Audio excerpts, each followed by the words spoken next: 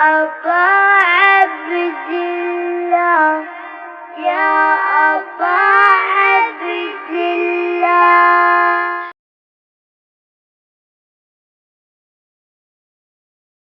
نور قلوب العارفين بنور معرفته وأثبت فؤاد أنبيائه وأوليائه بقصص الأنبياء والمرسلين وأكمل إيمان المسلمين والمؤمنين بولاية علي أمير المؤمنين عليه السلام.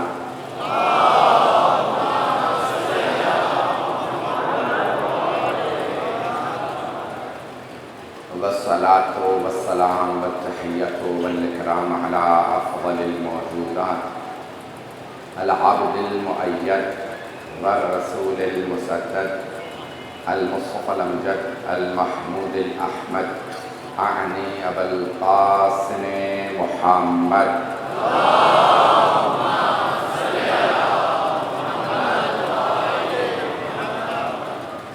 وعلى روحه ونفسه وصاحبه ووصيه سيد الأتقياء والأصفياء مولى الموالي إمام المتقين علي بن أبي طالب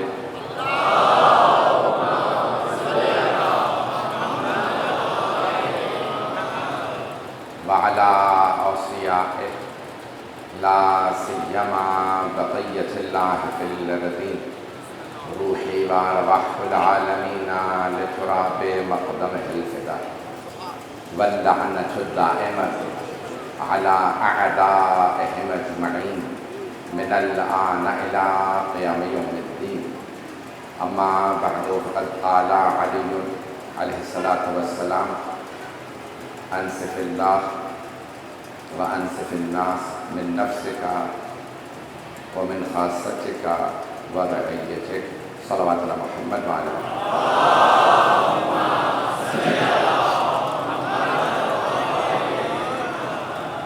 خزانہ گرامی ہمارا موضوع عہد نامہ مولا کائنات نے جو حضرت مالک اشتر کے نام عہد نامہ لکھا تھا وہ ہمارا موضوع ہے۔ نہج البلاغہ کے 3 حصے ہیں، خطبات ہیں، خطبے ہیں مولا کے، پھر رسائل ہیں، خطوط ہیں مولا کے، اور پھر کلمات قصار 239 خطبے ہیں، 79 خط ہیں اور 480 اقوال۔ یہ خط نمبر 53 ہے۔ مولا نے خط لکھا ہے اور خط کا لکھنے والا جتنا باعظمت ہے، خادموں میں سب سے زیادہ مولا کے جو باعظمت خادم ہیں انہیں مولا نے خط لکھا ہے، اور خط کا مضمون بتا رہا ہے کہ کسی عام آدمی کو نہیں لکھا۔ مولا فرما رہے ہیں اس خط میں انصف اللہ، اے مالک اللہ سے انصاف کرنا، اللہ سے عدالت برتنا۔ توجہ سے سنیے، مولا فرما رہے ہیں اللہ سے بھی عدالت برتنا، اللہ پہ ظلم نہ کرنا۔ جناب لقمان نے اپنے بیٹے کو قرآن کریم میں فرمایا، سورہ لقمان، اللہ نے جناب لقمان نبی نہیں تھے، ان کے نام پہ سورہ نازل کیا کیا لا تشرک باللہ، اے میرے لخت ذکر یا بنیہ لا تشرک باللہ، اللہ سے کبھی شرک نہ کرنا، ان الشرک لظلم عظیم، بے شک کہ شرک اللہ پہ ظلم ہے۔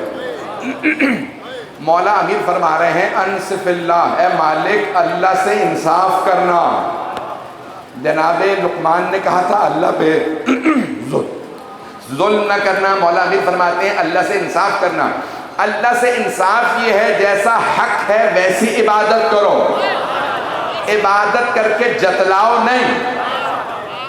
میں جانتا ہوں یہ جملے بہت گران گزریں گے، لیکن کئی افراد ہوتے ہیں، خاص طور سے مذہبی افراد، برا نہ منائیے گا، مذہبی افراد کی عادت ہوتی ہے نماز پڑھنے کے بعد دیکھنے لگتے ہیں میں نے بھی تہجد پڑھی ہے، فرشتہ کیوں نہیں آ رہا، کوئی وحی نہیں آ رہی۔ عزیزان گرامی یہ عبادت کر کے احسان نہ کریں۔ امت محمدی میں علی سے بڑا عابد کوئی نہیں۔ مولا علی نے عبادت کے بعد فرمایا الہی ما عبدناک حق عبادتک، اتنی عبادت کر کے 1000 رکعت پڑھ کے بھی تیرا حق عبادت ادا نہیں ہوا۔ اللہ کو علی اسی لیے سب سے زیادہ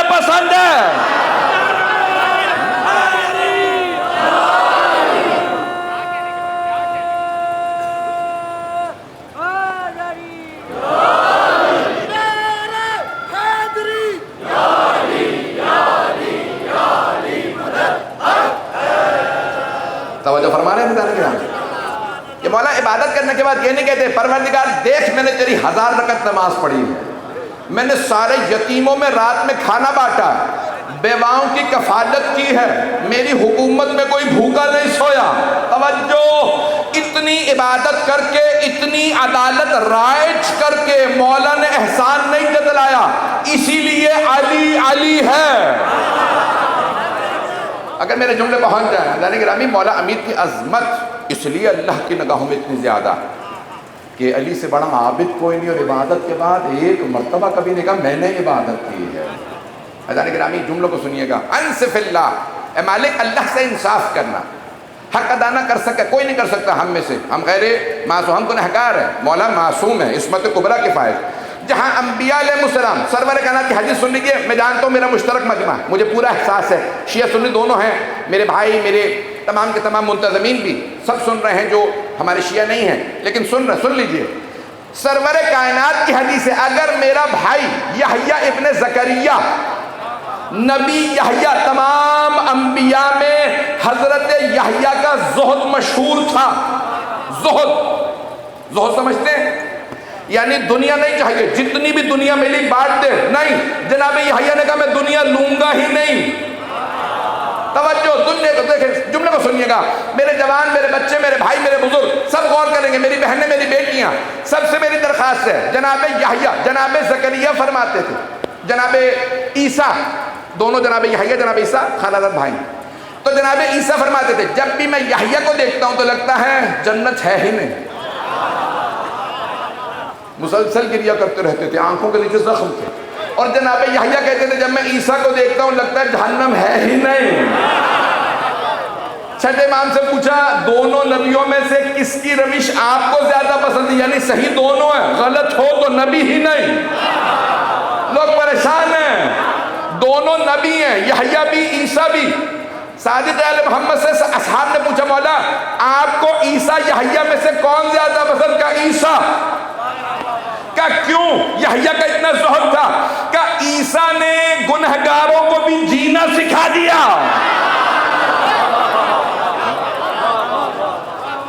جتنے بھی گنہگاروں مایوس نہ ہونا، آ جاؤ۔ جناب یحییٰ کی روش بہت سخت تھی، صرف زاہد و عابد ہی عمل کر سکتا تھا۔ اب سنیے حدیث، میں نے سرور کائنات کے متعلق جو حدیث ہے جو مولا سرور کائنات نے فرمائی ہے مولا علی کے متعلق، جملے کو سن لیجیے گا، میں جانتا ہوں میرا موضوع یہ علمی اور دقیق موضوع ہے، لیکن آپ کی محبتوں کی خاطر پھر بھی پڑھ رہا ہوں، میں دوسرا سال اسی کو پڑھ رہا ہوں، تیسرا سال ہے لیکن یہی موضوع جاری رکھ رہا ہوں۔ مولا فرماتے، سرور کائنات فرماتے ہیں اگر یحییٰ ابن نبی یحییٰ علیہ السلام آئے اور آ کے میرے بھائی علی کو دیکھے تو رسول خدا فرماتے ہیں یحییٰ میرے بھائی کو سلام کر کے کہے گا میرا زہد کچھ نہیں تھا جو علی کا۔ زہد امیر المؤمنین۔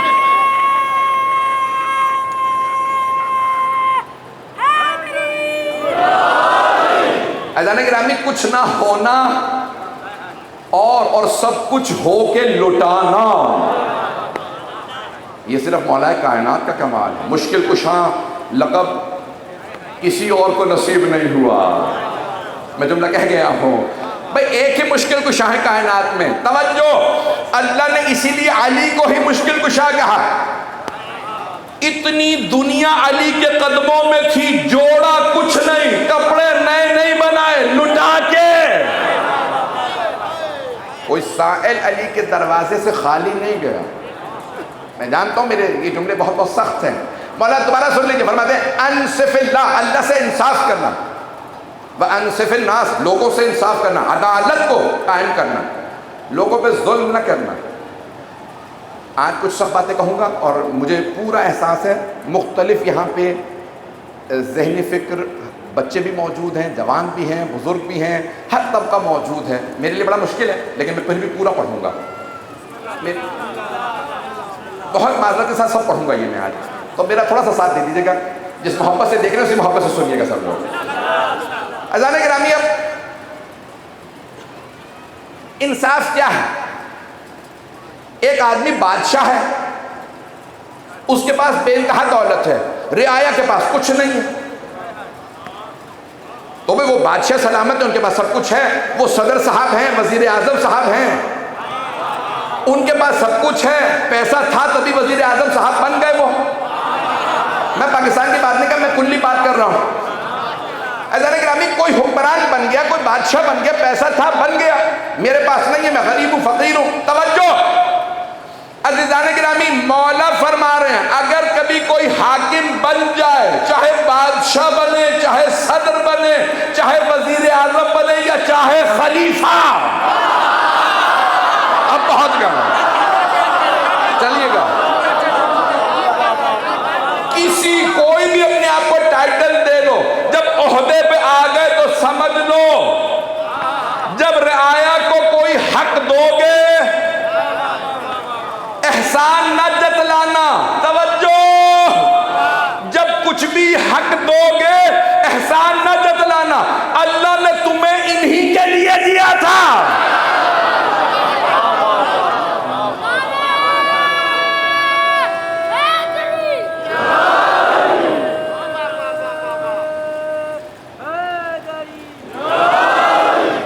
میں جانتا ہوں میرے جملے بہت سخت ہوتے ہیں لیکن میں پڑھوں گا پورا. عزیزان گرامی، مولا کائنات پوچھا یا علی اتنے باغات سب کچھ چھن گیا، پھر بھی مولا نے صفر سے شروع کر کے بہت کچھ بنا لیا. میں کچھ کہہ گیا ہوں، باغات دوبارہ لگائے مولا نے، فصلیں بے انتہا، لباس پھر بھی وہی سادہ رہتا تھا. کہ یا علی یہ سادہ لباس کیوں پہنتے ہیں؟ پیوند لگا. اتنی جب آپ نے دوبارہ جائیداد بنا لی ہے، کہ یہ جائیداد اس لیے نہیں بنائی کہ اچھے کپڑے پہننے لگوں. توجہ، مولا پھر بھی جو کی روٹی کھاتے تھے. کہا مولا پھر کیوں ایسا کرتے ہیں؟ کہ میں دیکھتا ہوں میری رعایا میں جو سب سے کمزور ہے، کبھی وہ یہ نہ کہے میرا امام علی تھا، وہ کھانا کھاتے تھے، میں فاقے سے رہتا تھا. پتہ نہیں میرے جملے پہنچ رہے ہیں نہیں پہنچ رہے ہیں. عزیزان گرامی، انصف اللہ و انصف الناس من نفسک، اپنے لیے اپنے آپ سے انصاف کرنا، اپنے خاص لوگوں سے انصاف کرنا، اور اپنی رعایا کے کمزوروں سے انصاف کرنا. میرے اب سب جملے شاید پاکستان کے حالات پہ فٹ ہو جائیں، اور فٹ ہو جائیں تو مجھے پرواہ نہیں ہے. میں اگر یہ نہ پڑھوں تو میں اپنی نظروں میں گر جاؤں گا. مجھے پرواہ نہیں ہے کہ میری ہر چیز ریکارڈ ہو رہی ہے، سارے ادارے سن رہے ہیں. اگر نہیں پڑھوں گا تو میں اپنی نظروں میں گر جاؤں گا، اس لیے میں مجبور ہوں میں پڑھوں. میں نہیں چاہتا کہ میں آئینے کے سامنے کھڑا ہوں اور میں اپنے آپ کو آنکھوں میں آنکھیں ڈال کے نہ دیکھ سکوں. اب جملوں کو سنیے گا. عزیزان گرامی، جہاں رعایا کے پاس پینے کا پانی نہ ہو اور حکمران کے لیے فرانس سے پانی آتا ہو، بہت معذرت ابھی میں اور پڑھنے والا ہوں. جہاں رعایا کے پاس پاکستانی فیکٹری کا لباس نہ ہو اور حکمران کا لباس جاپان سے آتا ہو، جہاں رعایا کے پاس گھر میں چولہا جلانے کے لیے سوئی گیس نہ ہو اور حکمرانوں کے گھر کے اندر 20 کھانے پک رہے ہوں، تو کیا انہوں نے سوچ لیا کہ ہم نے مرنا نہیں؟ شاید بعض افراد نے یہ سوچ لیا مر بھی گئے تو قبر میں کون سا علی آ جائیں گے، تم مرو تو صحیح.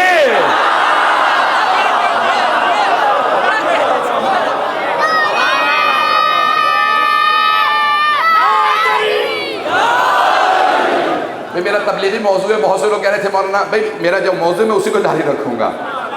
یعنی کہ رعایا کے پاس کھانے کو نہ ہو اور کھانے کو بکرے کے گوشت کے نام پہ کچھ اور مل رہا ہو. اب ممبر کی وجہ سے میں کچھ جانوروں کے نام بھی نہیں لے پاؤں گا. عزیزان گرامی، جہاں مولا امیر فرما رہے ہیں اے مالک اللہ سے انصاف کرنا، رعایا سے انصاف کرنا، خبردار کہیں ایسا نہ ہو ایک شے تمہارے پاس ہو تمہاری رعایا محروم ہو. مالک جب ظلم کرو گے تو یاد رکھنا ظالم کا انجام، ہر گنہگار کا انجام برا ہوتا ہے لیکن ظالم کو جو انجام ملتا ہے نا وہ جلدی ملتا نہیں. میں پہنچا سکا یہ بات، میرے جملے پہ غور کیجیے گا، جو پہنچ گئے انہیں سلام ہے. توجہ عزیزان گرامی، ظالم ہر ایک کو زوال ہے. گناہ کا ہر گناہ کا زوال. لیکن مولا فرماتے ہیں الملک یبقى مع الکفر ولا یبقى مع الظلم. کافر کی حکومت باقی رہ سکتی ہے، ظالم کی نہیں. چاہے وہ کلمہ گو ہو، چاہے حافظ قرآن ہو. میں تو اپنی مجلس پڑھ رہا ہوں بھائی، میری باتیں پہنچ رہی ہیں بھائی. بہت سے لوگ ہوتے ہیں نا، وہ کچھ نہ کچھ ٹائٹل لگا لیتے ہیں، وہ کوئی نیک کام کر لیتے ہیں، اس کے بعد پھر اپنے آپ کو بار بار راضی کرتے رہتے ہیں، تو ایسا نہیں ہے، تو ایسا نہیں ہے. برطانیہ میں جملہ کہا جاتا ہے، جو میرے بچے میرے بھائی پہنچ رہے ہیں انہیں سلام ہے. برطانیہ لوگ جانتے ہیں کلونیل پاور گزری ہے، استعمار گزرا ہے، بڈھا استعمار کہا جاتا ہے. برطانیہ میں جملہ کہا جاتا ہے جھوٹ اتنا تکرار کرو کہ تمہیں خود اپنے جھوٹ پہ یقین آ جاتا ہے. میرا جملہ پہنچا ہی. جھوٹ کو اتنا دہراؤ کہ تمہیں خود بھی ہونے لگے. وہ کہتے تھے، ایک وزیر اعظم تھا، وہ بار بار کہتا تھا عراق میں weapons of mass destruction, nuclear. اس نے اتنی پریس کانفرنس کی تو آخر میں ایک ریڈیو پہ کسی صاحب نے، بہت بڑے صحافی نے پروگرام کیا. انہوں نے کہا بھئی 2 سال آپریشن ہوا، کچھ نہیں ملا. تو کہنے لگے کیا وہ وزیر اعظم صاحب جھوٹ بول رہے تھے؟ پورا ملک کہہ رہا ہے وہ جھوٹے ہیں. ایک جھوٹ بولنے پہ کافروں نے وزیر اعظم اتار دیا. نہیں ہے مجمع.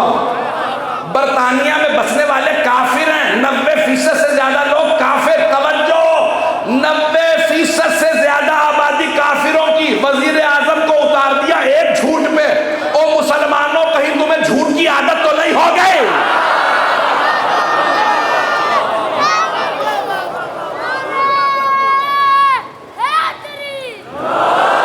توجہ فرما رہے ہیں سیدھا نکلا. فاسق وزیر اعظم تھا، ایک جھوٹ بولا. کہا کہ بھئی آپ نے یہ جتنا کچھ کیا، تو اس نے کہا نہیں میں نے جھوٹ نہیں بولا تھا. کہا جب سب نے ثابت بھی کر دیا جھوٹ ہے تو آپ پھر بھی کہہ رہے ہیں جھوٹ نہیں بولا آپ نے. تو ایک بہت بڑے مفکر نے ایک ریڈیو پہ انٹرویو دیا. اس نے کہا کہ مسئلہ یہ ہے کہ وزیر اعظم صاحب نے جھوٹ اتنا دہرایا ہے، انہیں اپنے جھوٹ پہ خود ہی یقین ہو گیا. شاید سچ ہی ہو. یہ آپ لوگ شاید نہ سمجھیں، کیونکہ آپ کا معاشرہ جھوٹ سے بالکل پاک ہے. یہاں پہ تو داد ملنے والی نہیں تھی. عزیزان گرامی، بدترین گناہ جھوٹ ہے. اور اگر حکمران جھوٹا ہو، امیر المومنین کہتے ہیں اے مالک خبردار، رعایا پہ ظلم نہ کرنا. یونائٹڈ نیشنز کے سیکرٹری جنرل نے کہا تھا، جب کسی شیعہ نے مولا علی کا یہ خط اسے بھیجا، اس نے خط کئی مرتبہ پڑھا، کہا مسلمان حکومتوں کو یونائٹڈ نیشنز کی ضرورت نہیں ہے، ان کے پاس علی کا خط موجود ہے.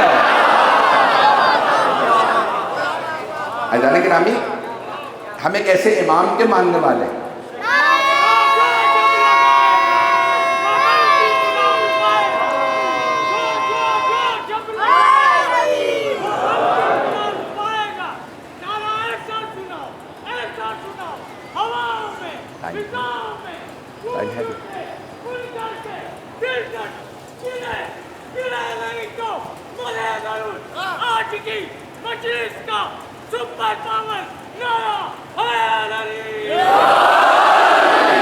توجہ فرما رہے ہیں سیدھا نگران. مولا امیر نے حکمرانوں کو خبردار ظلم نہ کرنا رہا. میرے جملوں کو سن لیجیے گا، بہت معذرت کے ساتھ سخت ترین جملے کہہ رہا ہوں. عزیزان گرامی، بہت سے افراد کہتے ہیں اگر مولا علی راضی نہیں تھے تو مشورے کیوں دیتے تھے؟ کچھ لوگ پہنچ گئے ہیں، کچھ لوگ کچھ کروا کے ہی پہنچیں گے. بھائی سارا مجمع پہنچ جائے. بہت سے افراد کہتے ہیں اگر علی راضی نہیں تھے مشورے کیوں دیتے تھے؟ مولا نے ایک اصول بنایا تھا، اگر ظلم ہوگا علی بولیں گے. جو لوگ پہنچ گئے انہیں سلام. میں خاموش نہیں بیٹھوں گا، ظلم ہوگا تو میں بولوں گا. توجہ، جو میرے بھائی پہنچ گئے انہیں سلام ہے. اب تاریخ میں جملہ یہ ہے کہ ایک مرتبہ حکومت نے کسی خاتون کو سنسار کرنے کا حکم دے دیا. سنسار جانتے ہیں نا کس گناہگار خاتون کو کیا جاتا؟ جو گناہ کبیرہ کی مرتکب ہوئی ہو. حکومت نے ایک گنہگار عورت مولا فوراً عدالت میں مسجد میں آئے، کہا یہ سزا نہیں ہو سکتی، کہا یا علی یہ گنہگار ہے۔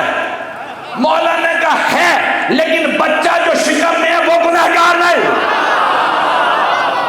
جب تک بچے کی ولادت نہ ہو جائے اور یہ بچے کو دودھ پلا کے اس لائق نہ کرتے کہ بچہ جی سکے، تب تک سزا نہیں ہوگی۔ وہ علی جو گنہگار خاتون پہ ظلم نہ ہونے دے۔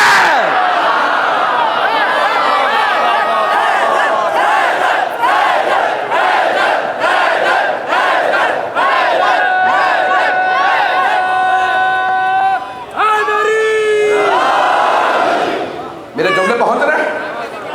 میرے بھائی میرے بچے ساتھ موجود ہیں۔ امیر المؤمنین ایک گناہ یعنی بدکارہ پہ بھی ظلم برداشت نہیں کرتا۔ خبردار، جب تک کہ بچے کی ولادت نہ ہو جائے، یہ بچے کو دودھ نہ پلا لے۔ اللہ نے قرآن میں کہا 2 سال دودھ پلائے گے۔ کہا لیکن یا علی یہ بدکارہ ہے۔ دیکھیں، اگر خلیفہ نے بھی اچھی بات کہی ہے تو ہم پیش کرتے ہیں اپنے منبر سے۔ تو ایک مرتبہ خلیفہ وقت نے کہا یا علی بدکارہ ہے، کہا قرآن کریم میں ہے، کہا یا علی مجھے کہاں قرآن میں، مجھے یاد نہیں۔ مولا نے فرمایا حملہ و فصالہ حولین کاملین، 2 سال تک بچے کو پالے گی، قرآن میں ہے۔ کہا پروردگارہ مجھے وہ دن نہ دکھا جب ابوالحسن نہ ہو، میں ہلاک ہو جاتا اگر علی نہ ہوتے۔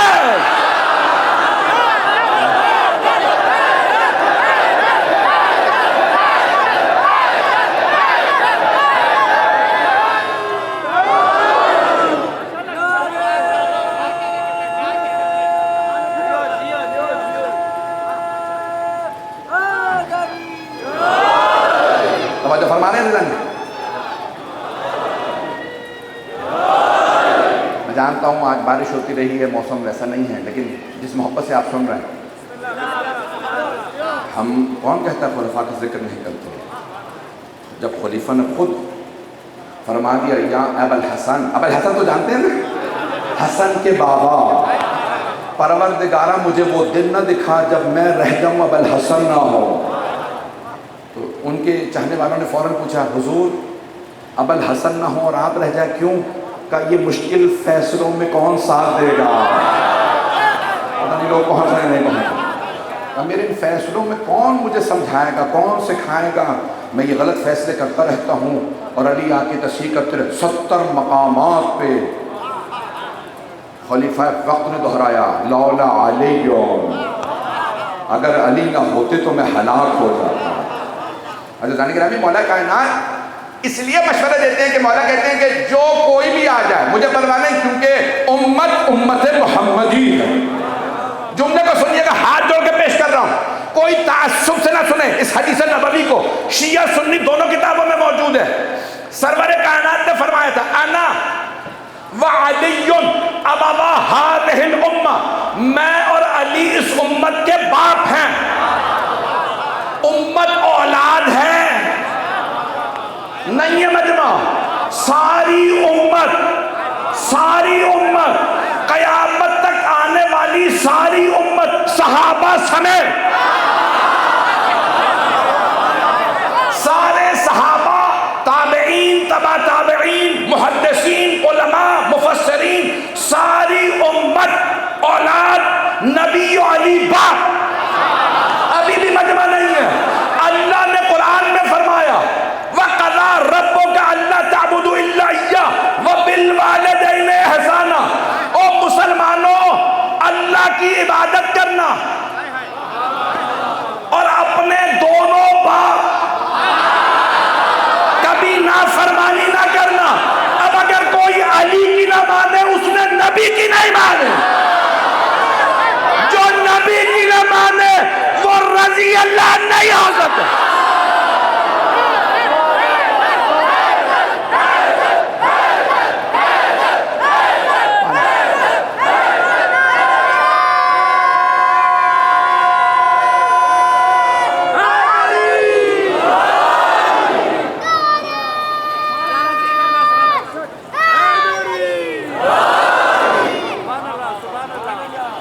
جتنا بھی آدمی بزرگ ہو جائے، جملے پہ غور کر لیجیے گا، سینے میں دم نہیں، جتنا بھی آدمی بزرگ ہو جائے، بزرگ ہو جائے، جتنا بھی بزرگ ہو جائے، ماں باپ کی اطاعت واجب ہے، ماں باپ کا احترام واجب ہے، احترام واجب ہے۔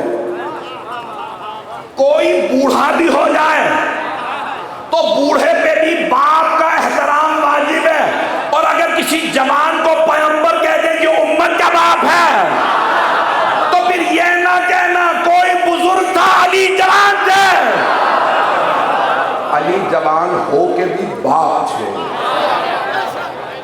عزیزان گرامی، جناب مولا کائنات ہر مقام پہ جب امت محمدی میں کوئی بھی غلط فیصلہ ہو تو بولتے تھے، ایسا نہ ہو کہ پیغمبر کہیں یا علی آپ تو موجود تھے۔ میں جو جملے پیش کرتا ہوں، اے مالک انصف اللہ و انصف الناس، اللہ سے بھی انصاف کرنا، لوگوں سے بھی انصاف کرنا، رعایا سے انصاف۔ کبھی ان کا حق ادا کرنے کے بعد یہ نہ کہو میں نے احسان کیا، کہو میں نے انصاف کیا۔ میرے جملے پہنچ رہے ہیں؟ اب حاکم کا کام ہے، حاکم کا رعایا کو امن و امان بخشے، نہیں پہنچا سکتا۔ یہ پڑھوں میں سر؟ بھئی مجمع کی توجہ رہے گی میرے ساتھ۔ کس کا حق ہے یہ؟ رعایا کا حق ہے کہ حاکم انہیں انصاف دے۔ دلیلیں دیتا ہوں، اب یہ سن لیجیے کہ اسی پہ مجلس تمام کر دوں گا، اگر میں مکمل نہ کر سکا تو کل جاری رکھوں گا۔ سرور کائنات کے پاس ایک بوڑھی خاتون آئی، یا رسول اللہ آپ کی ماننے والی، وہ ایک یہودی قبیلہ ہے، ان کا قلعہ ہے، ان کے قلعے کے باہر میں نے ایک، اب آپ کی زبان میں ٹھیلا کہتے ہیں لیکن زمین پہ ایک چادر بچھا رکھی تھی، بوڑھی خاتون تھی، سامان بیچ رہی تھی۔ اس قبیلے کے کچھ یہودی نوجوانوں نے میرے کپڑوں کو باندھ دیا، میں بوڑھی خاتون ہوں، میرے کپڑے اتر گئے، یا رسول اللہ میں آپ کی ماننے والی، مجھے انصاف دلائیں۔ خط لکھا، وہ جو کہتے ہیں ان پڑھ تھے، پیغمبر نے خط لکھا، ان جوانوں کو میرے ہاتھ گرفتار کروا دو جنہوں نے میری ایک ماننے والی پہ ظلم کیا۔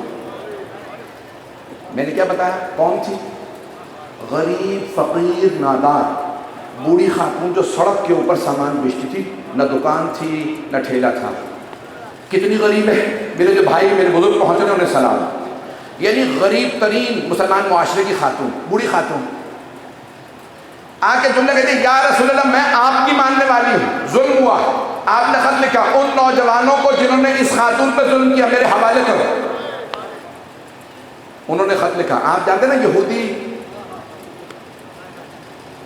امیر ترین لوگ ہوتے ہیں، ابھی بھی دنیا کی اکانومی وہی کنٹرول کرتے ہیں، مدینے کے ساری تجارت ان کے پاس تھی، بڑے بڑے کاروبار ان کے پاس تھے، زمینیں ان کے پاس تھیں، فتح وہیں سے آیا تھا، خیبر انہی کا تھا، ابھی بھی سارا مجمع نہیں ہے، بڑی بڑی جائیدادوں کے مالک تھے جو میرے بزرگ پہنچ رہے ہیں۔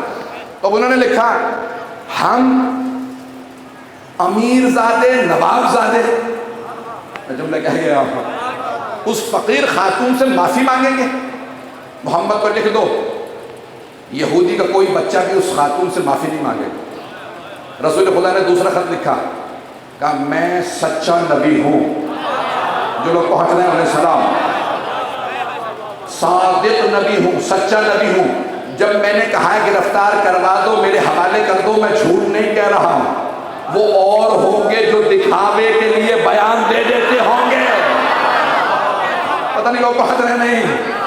خط لکھا دوسرا، کہا باز آ جاؤ میں تمہیں وارننگ دے رہا ہوں، ان مجرموں کو میرے حوالے کر دو۔ انہوں نے خط لکھا نہیں کرتے، آپ کیا کر لیں گے؟ پیغمبر اسلام نے تیسرا خط لکھا، اب تم تیار آ جاؤ گرفتار کرنے، محمد خود آ رہا ہے۔ انہیں پتہ نہیں تھا ساتھ علی ہے۔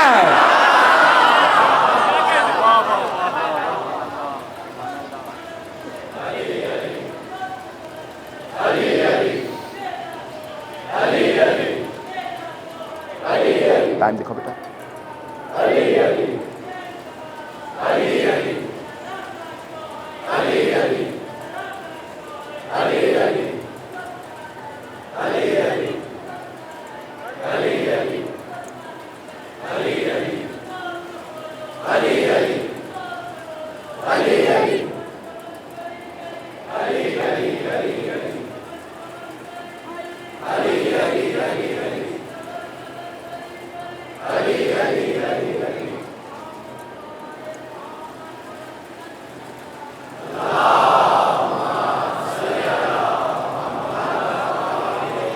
توجہ فرما رہے ہیں کہ نہیں؟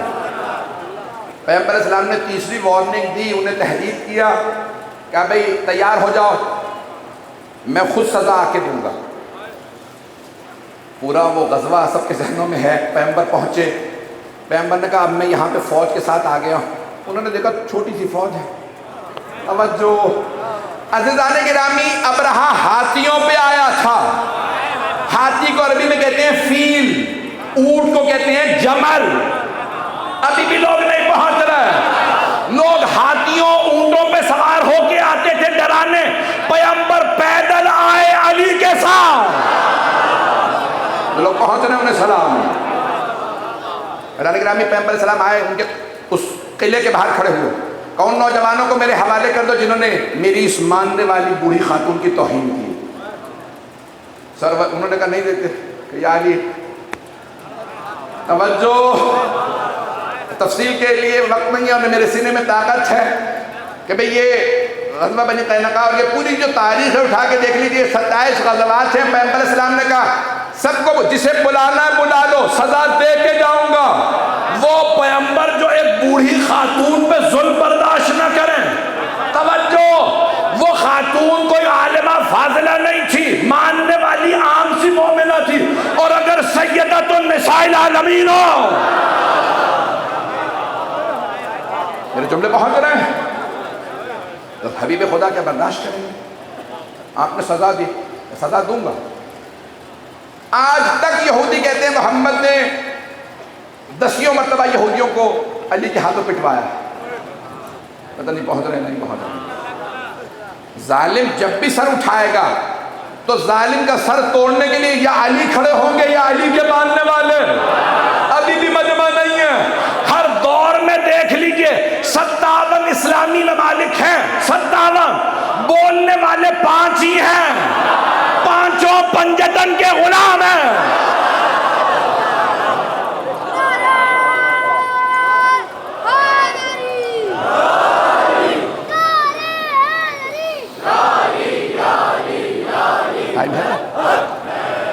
بس وقت زیادہ نہیں ہے، توجہ سے سن لیجئے گا میرے جملوں کو۔ حضرت گرامی، سرور کائنات نے سزا دی ان یہودیوں کو۔ ایک مرتبہ پورے یہودیوں کے تمام قلعوں میں خبر گئی محمد سے آئندہ ٹکرانے کی ضرورت نہیں ہے، وہ جو کہتے ہیں کر دکھاتے ہیں۔ جب حکمران صرف گیدڑ بھپکیاں دیتے رہے تو پھر 1 سال تک مسلمان کبھی فلسطین میں، کبھی ہندوستان میں، کبھی کہیں مارے کھاتے رہتے، کیونکہ ظالم کو پتہ ہوتا ہے یہ 2 عرب ہیں، ایک قطرہ سمندر سے نکال لیجئے، ایک پتے کو گیلا نہیں کر سکتا، لیکن اسی قطرے کو دوبارہ سمندر میں ڈال دیجئے، سونامی لائے گا، پورا شہر لے جائے گا۔ مسلمان سونامی نہیں ہے، قطرے ہیں، 2 ارب قطرے۔ کیوں؟ کیونکہ لیڈرشپ خائن ہے۔ میرے جملے برے تو نہیں لگ رہے ہیں؟ یہ مسلمان بے غیرت نہیں، حکمران بے غیرت ہیں۔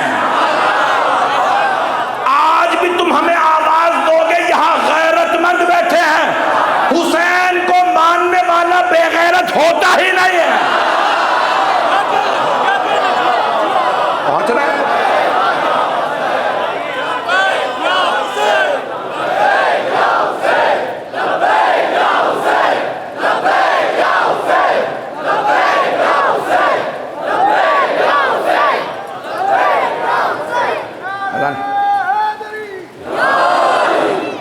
ہم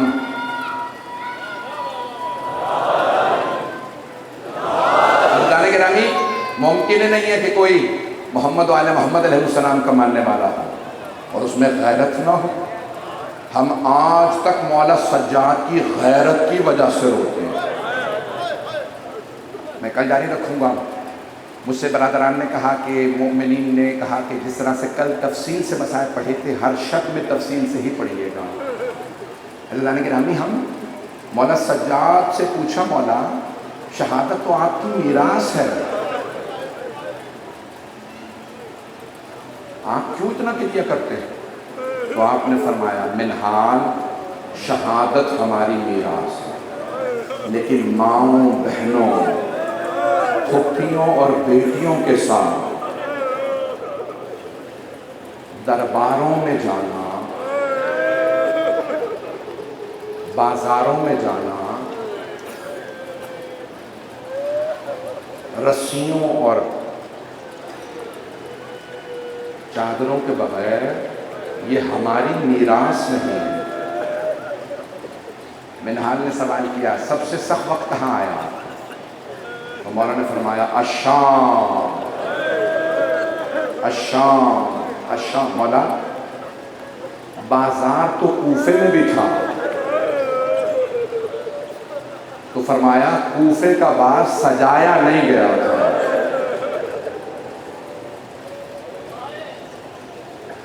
آج 2 محرم گزر گئی، آپ جانتے ہیں نا حسین ابن علی علیہ السلام کا قافلہ 2 محرم کو کربلا پہنچا، اور سامنا کس سے ہوا ہے؟ حضرت حر ابن یزید ریاحی سے، جو 1000 کے لشکر کے ساتھ تھے۔ دور سے کسی نے کہا سامنے نخلستان ہے، کیونکہ ان کے ساتھ پرچم تھے، تو مولا نے کہا نہیں، غور سے دیکھو یہ نخلستان نہیں ہے، صحرا ہے۔ تو اس نے کہا نہیں، قافلہ آ رہا ہے۔ حضرت عباس فوراً تیار ہو گئے جنگ کے لیے۔ کہ مولا کیا حکم ہے آپ کا؟ کہ نہیں عباس، ابھی جنگ کی ضرورت نہیں ہے۔ جیسے ہی آئے تو سب کی زبانیں لٹک رہی تھی، کسی سے بات نہیں ہو رہی تھی۔ حسین ساقی کوثر کے بیٹے ہیں، علی کے بیٹے سے دشمنوں کی پیاس برداشت نہیں ہوئی۔ ایک مرتبہ آوازی عباس، یہ سب پیاسے ہیں، سیراب کر دیجیے۔ سقائے سکینہ نے یہ نہیں کہا مولا پانی اپنوں کے لیے ہے، جناب عباس نے مشکیزوں کے منہ کھول دیے۔ اگر دیکھ سکے تو دیکھیے گا، ایک آدمی جو آخری آدمی تھا نا اس 1000 لشکر کا، وہ کہتا ہے مجھ میں اتنی طاقت بھی نہیں تھی کہ اپنی اونٹنی کو بٹھا سکوں۔ کہ میں نے اپنی آنکھوں سے دیکھا حسین ابن علی مسند سے اٹھے، میری اونٹنی کی نہار کو پکڑا، اونٹنی کو بٹھا کے کہا عباس اسے بھی پانی پلا دو، پانی پلا دو، اس وقت ہمارا مہمان ہے۔ جناب عباس نے سب کو سیراب کیا۔ اتنے میں نماز کا وقت ہو گیا، ظہر کا وقت ہوا۔ مولا حسین نے آواز ہو تو اپنے لشکر کے ساتھ وہاں نماز پڑھ لے، میں اپنے انصار کے ساتھ یہاں نماز پڑھ لیتا ہوں۔ حر نے کہا رسول کا نواسہ ہو اور ہم الگ نماز پڑھیں، ہم آپ ہی کے پیچھے نماز پڑھیں گے۔ مولا نے نماز پڑھائی۔ جیسے ہی زلجنہ پہ سوار ہوئے، حر تیزی سے آگے بڑھا، گھوڑے کی لگام میں ہاتھ ڈالا۔ کہا حسین میں جانے نہیں دوں گا، مجھے عبید اللہ ابن زیاد نے گرفتار کرنے بھیجا۔ حسین اتنے کریم ہے، یہ نہیں کہا میں نے ابھی تجھے پانی پلایا تھا، تو نے ابھی میرے پیچھے نماز پڑھی ہے۔ ایک مرتبہ فرزند زہرا نے جملہ کہا ثقلت قومک، تیری ماں تیرے غم میں بیٹھی۔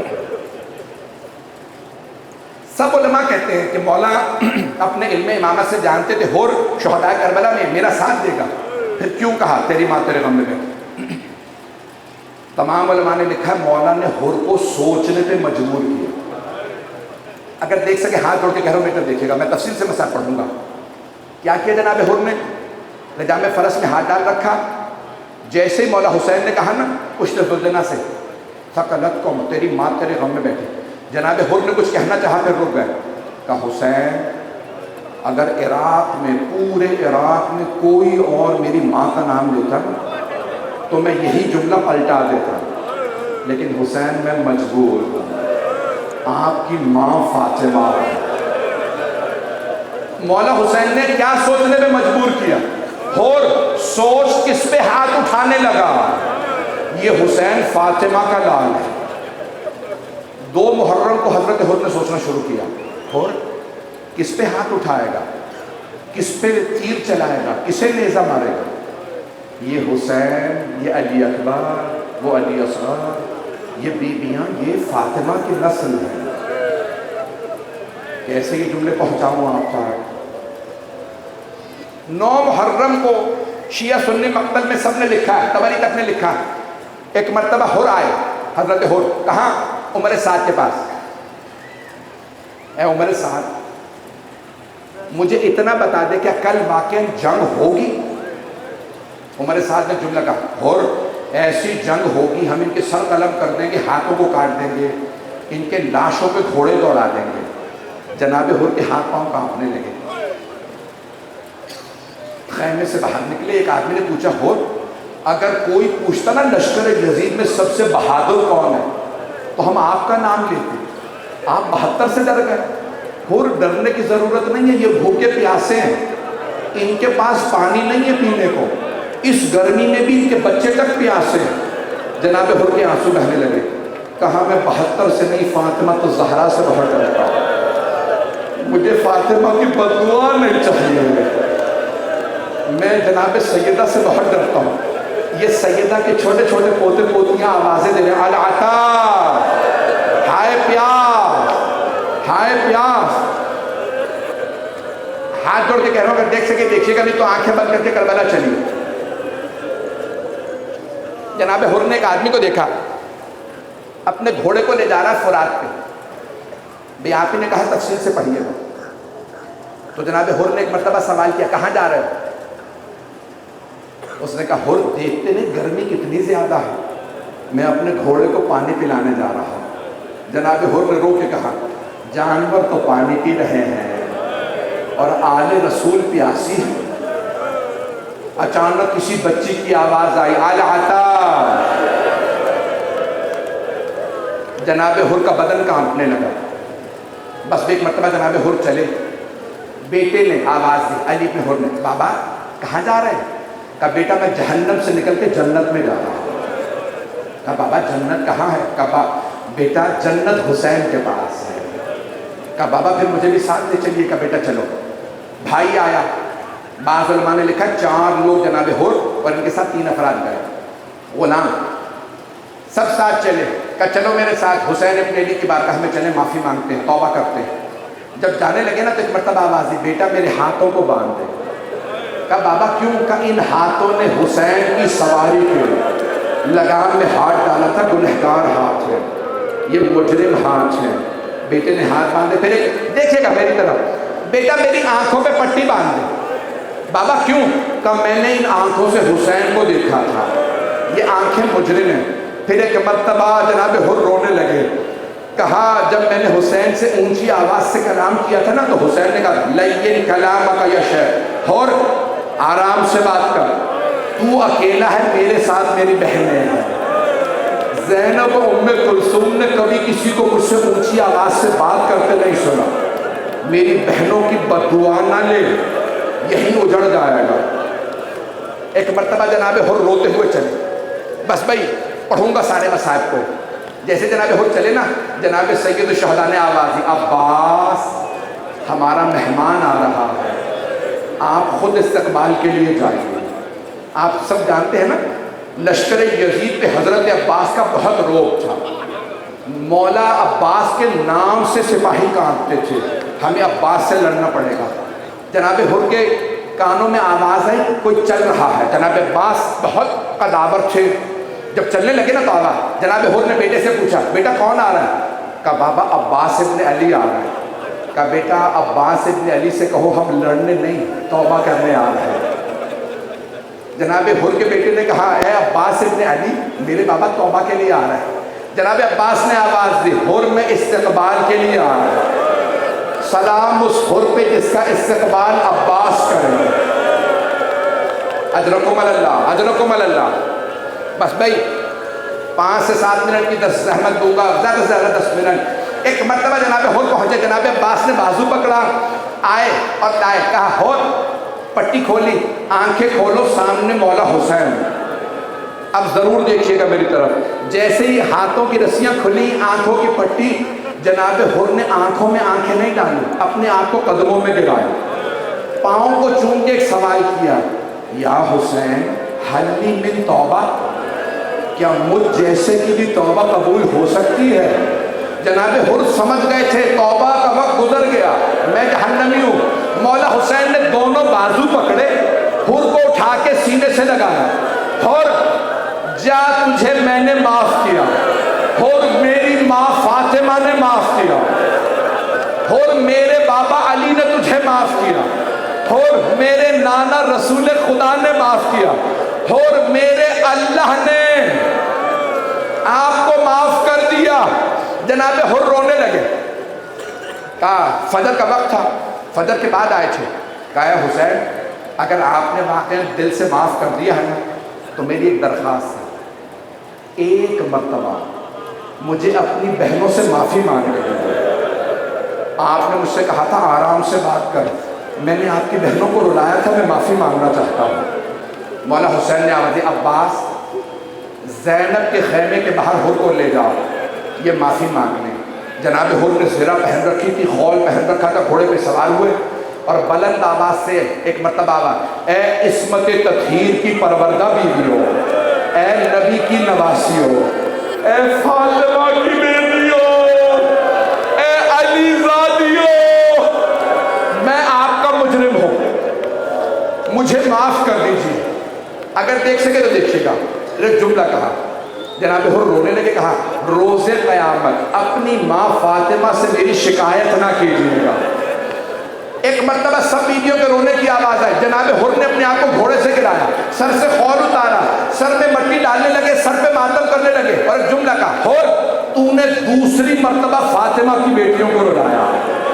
بہت روئے۔ اندر سے جناب زینب کی آواز آئی، حر روز قیامت میں اپنی ماں فاطمہ الزہرا کی خدمت میں کہوں گی اماں حر کو معاف کر دیں، حر نے توبہ کرنی تھی۔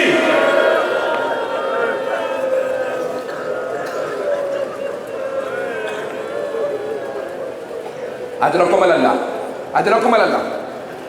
بس بھائی ابھی مسائل ختم نہیں ہوا، 2 سے 4 منٹ کی زحمت دوں گا۔ میرا آپ سے وعدہ ہے ہر آنکھ میں آنسو آئے گا، کوئی آنکھ ایسی نہیں ہوگی جس میں آنسو نہ آئے۔ جناب حر نے ایک مرتبہ کہا مولا مجھے اجازت دیجیے، سب سے پہلے میں جنگ پہ جانا چاہتا ہوں۔ مولا حسین نے فرمایا حر آپ ہمارے مہمان ہیں، لیکن حر ہم مہمان نوازی نہیں کر سکتے، پانی نہیں ہے۔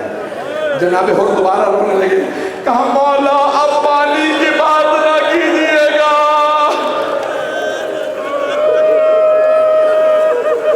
مولا مجھے اجازت دے دیجیے، میں جنگ پہ جانا چاہتا ہوں۔ مولا حسین نے ایک مرتبہ فرمایا حر آپ کو اجازت ہے۔ جناب حر کے جوان بیٹے نے کہا بابا پہلے مجھے جانے دیجیے، آپ سے پہلے میں جانا چاہتا ہوں۔